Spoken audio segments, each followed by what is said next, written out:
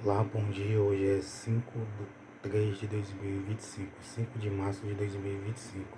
Deus abençoe você, sua família, seus planos, seus projetos, seus objetivos. Que Deus lhe dê força, vigor, coragem e disposição. Que Deus lhe dê sabedoria, inteligência e discernimento espiritual. Em nome do Senhor Jesus Cristo. Então, Ezequias restabeleceu o culto do Senhor. E isso foi bom para Ezequias e para o povo. Então, no momento que você crê no Evangelho, no momento que você ouve, que você lê e que você obedece, que você pratica, isso será bom para você, tanto aqui quanto você estiver vivo, como eternamente, principalmente eternamente, principalmente em relação à salvação.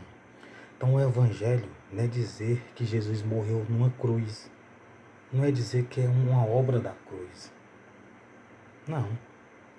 O Evangelho não é dizer que Jesus morreu na cruz e que ressuscitou. E através disso nós estamos salvos. Não. O Evangelho não é só isto. O Evangelho é o que Jesus fez e o que ele ensinou, de Mateus ao livro de João.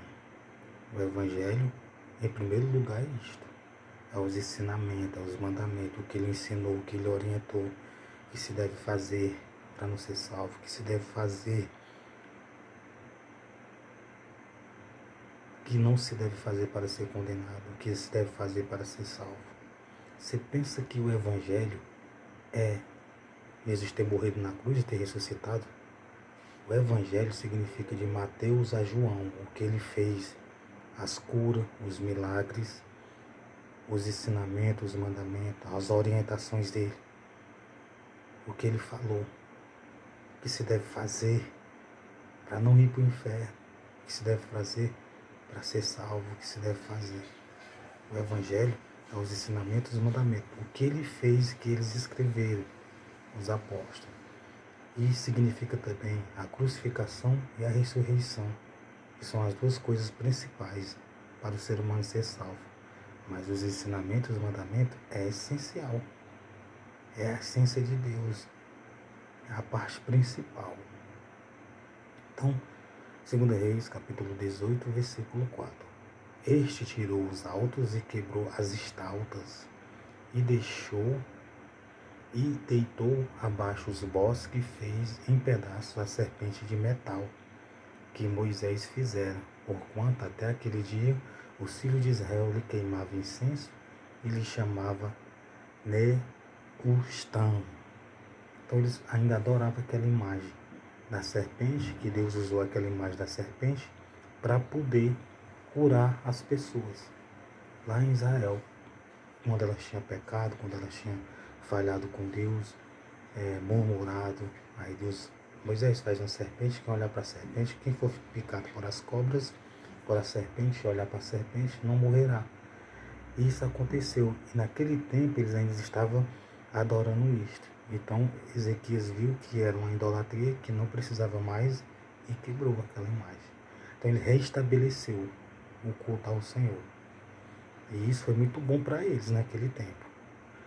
No Senhor, Deus de Israel, confiou, de maneira que depois dele não houve seu semelhante entre todos os reis de Judá, nem entre os que foram antes dele.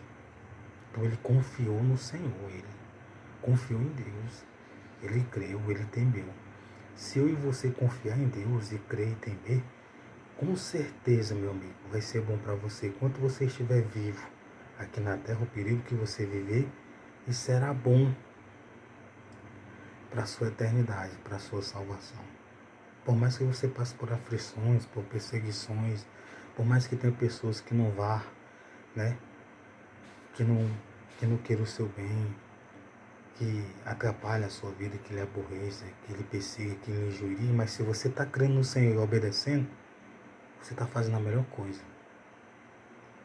Então, se você não crer e se você não obedecer, não será bom, nem enquanto você estiver vivo, nem para a eternidade. Porque quem vive fazendo mal aos outros, fazendo injustiça, aborrecendo, injuriando, atrapalhando a vida dos outros, não está bem, não vive bem, não vive paz. Não dorme em paz, não come em paz, não anda em paz. Por quê? Porque está fazendo aquilo que é contrário à vontade do Senhor. E não pode estar bem. Entendeu? Agora, se a pessoa está com a consciência tranquila, não está fazendo nada que desagrada ao Senhor, a pessoa está em paz, vive em paz. Então, Marcos 16, versículo 15: Ide por todo mundo, pregai o evangelho a toda criatura. Quem crer e for batizado será salvo, mas quem não crer será condenado. Então, no momento que você lê o evangelho, no momento que você escuta o evangelho, ouve o evangelho, no momento que você crê, no momento que você obedece, no momento que você crê e obedece, no momento que você pratica, você está cultuando ao Senhor. Você está adorando, glorificando, exaltando e obedecendo e praticando. E isso será bom para a sua vida eterna. Isso é uma garantia para a vida eterna. Crer e obedecer. Amar, perdoar, fazer o bem, não fazer o mal, não atrapalhar, não perseguir. Orar um pelos outros. Admoestar, aconselhar uns aos outros. Não fazer mal, não fazer injustiça, não aborrecer, não injuriar. Quem aborrece os outros, quem injuria, quem atrapalha, quem persegue, quem faz mal aos outros, quem manda fazer. Meu amigo, a salvação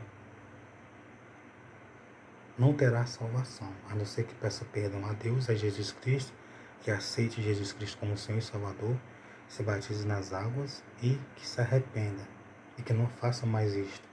A injustiça, o mal, a perseguição, o aborrecimento, o injuriamento, é desse jeito para ser salvo.